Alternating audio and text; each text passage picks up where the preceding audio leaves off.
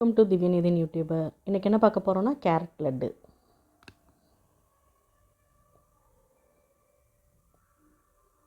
கால் மணி நேரத்தில் இது செஞ்சு முடிச்சிடலாம். இதுக்கு தேவையான பொருள் வந்து தேங்காய் துருவல், கேரட் துருவல், அதுக்கப்புறம் ஏலக்காய், சர்க்கரை, ரவை. இது மட்டும்தான் வச்சு இது பண்ண போகிறோம். எப்படி செய்கிறதுன்னு பார்க்கலாம். ஸ்டவ் ஆன் பண்ணி பேன் வச்சுருக்கேன்.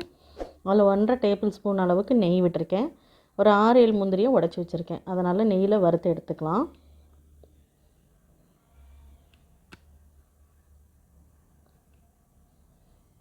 அதே நெய்யில் வந்து ஒரு 1/2 கப் அளவுக்கு ரவை வச்சுருக்கேன். நல்லா வறுத்துக்கணும், வாசனை வர வரைக்கும்.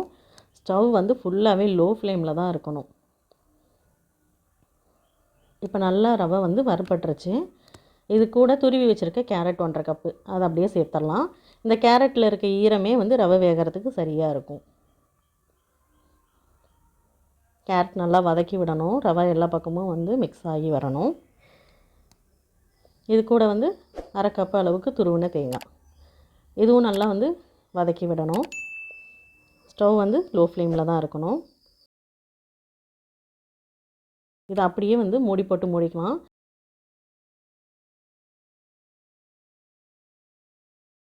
லோ ஃப்ளேமில் வச்சுட்டு ஒரு 2 நிமிஷம் அப்படியே இருக்கட்டும். இது கூட 3/4 கப்பு சர்க்கரை. இந்த சர்க்கரை வந்து மெல்ட் ஆனால் போதும். லைட்டாக ஒரு தடவை கலந்து விட்டுட்டு இந்த சர்க்கரை மெல்ட் ஆன உடனேயே வந்து ஸ்டவ் ஆஃப் பண்ணிடலாம்.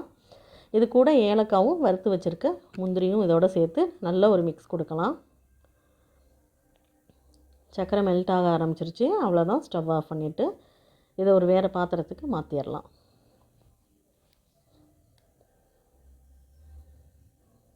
இந்த மாதிரி சர்க்கரை மெல்ட் ஆகி ஒன்று சேர்ந்து வரும்.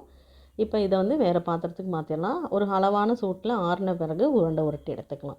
அவ்வளோதான், கேரட் லட்டு ரெடி. இது சாப்பிட்றதுக்கு அவ்வளோ சூப்பராக இருக்கும். செய்கிறதுக்கும் ஒரு 10 நிமிஷம் தான் எடுக்கும். எல்லாமே ரெடி பண்ணி வச்சிட்டோம்னா அவ்வளோதான், 10 நிமிஷத்தில் ரெடி ஆகிடும். இந்த வீடியோ உங்களுக்கு பிடிச்சிருந்ததுன்னா லைக் பண்ணுங்கள், ஷேர் பண்ணுங்கள். நம்மளுடைய சேனலை சப்ஸ்கிரைப் பண்ணிக்கோங்க. தேங்க்ஸ் ஃபார் வாட்சிங்.